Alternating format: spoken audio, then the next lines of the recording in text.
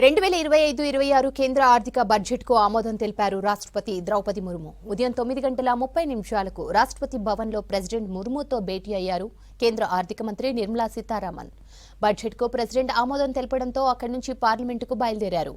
కేంద్ర కేబినెట్లో బడ్జెట్పై చర్చించి ఆమోదం తెలపనున్నారు. కేబినెట్ ఆమోదం తర్వాత ఉదయం 11 గంటలకు లోక్సభలో బడ్జెట్ను ప్రవేశపెట్టనున్నారు కేంద్ర ఆర్థిక మంత్రి నిర్మల. దీంతో వరుసగా 8వ బడ్జెట్ను పార్లమెంట్లో ప్రవేశపెట్టిన ఆర్థిక మంత్రిగా ఆమె నిలవనున్నారు.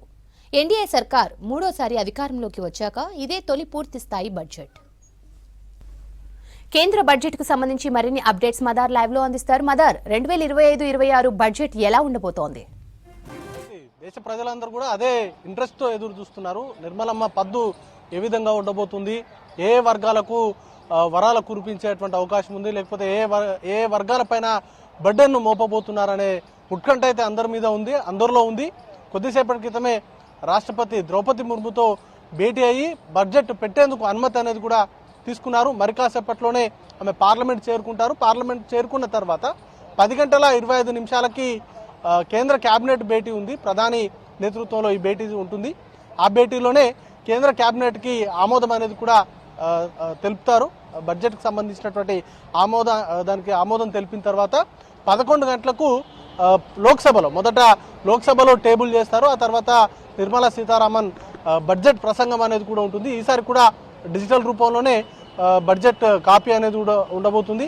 ఆ తర్వాత లోక్సభలో ఆమె ప్రసంగం ముగిసిన తర్వాత రాజ్యసభలో బడ్జెట్ ని టేబుల్ చేస్తారు. ఇక సాయంత్రం 4 గంటలకి నిర్మలా సీతారామన్ ప్రెస్ మీట్ ఉంది. ఇది ఓవరాల్ గా ఈ రోజుకు సంబంధించినటువంటి షెడ్యూల్ అది.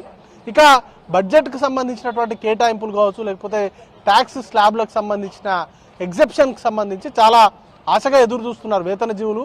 ఇప్పటికే 6 స్లాబులుగా ఉంది. దాన్ని 3 స్లాబ్లకి కుదించేటువంటి అవకాశం ఉన్నట్టుగా ప్రచారం అయితే సాగుతూ ఉంది.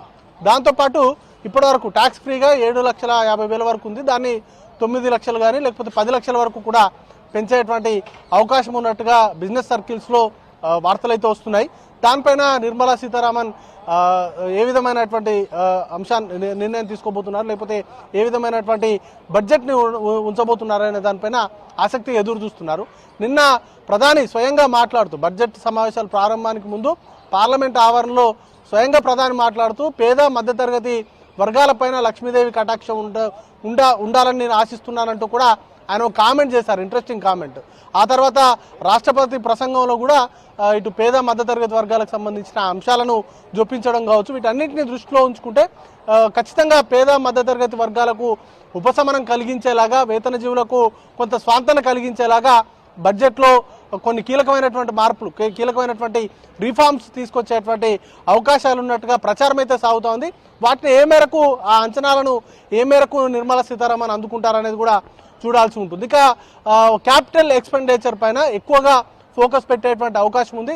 లాస్ట్ బడ్జెట్లో కూడా క్యాపిటల్ ఎక్స్పెండిచర్ పైన, మౌలిక సదుపాయాల కల్పనకు సంబంధించి గ్రౌండ్ లెవెల్లో ఖర్చు చేసేటువంటి అంశాలకు సంబంధించి, ముఖ్యంగా నేషనల్ హైవేస్ కావచ్చు, లేకపోతే రైల్వే ప్రాజెక్ట్స్ కావచ్చు, వీటన్నింటికి సంబంధించి ఎక్కువ మొత్తంలో ఖర్చులు అనేది కూడా లాస్ట్ టైం చేసింది.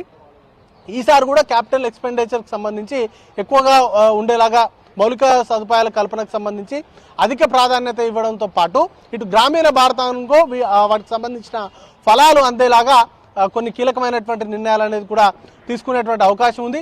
ఇక మహిళా శక్తిని కూడా సాధ్యమైనంత మేరకు పెంచడంతో పాటు ఇటు ఉపాధి అవకాశాలకు సంబంధించి, అలాగే ఎంటర్ప్రీన్యూర్స్ గా మహిళా శక్తిని ప్రోత్సహించే దిశగా కీలకమైనటువంటి నిర్ణయాలు కూడా ఉండేటువంటి అవకాశం ఉంది.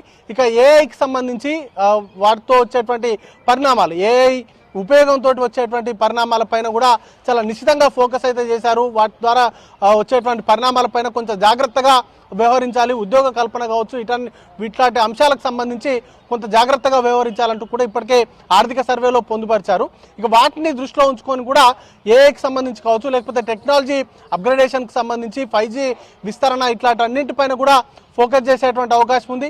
లాస్ట్ కొన్ని బడ్జెట్స్ గా కూడా డిఫెన్స్ రంగంపైన ఎక్కువగా కేటాయింపులు అనేది కూడా ఉంది.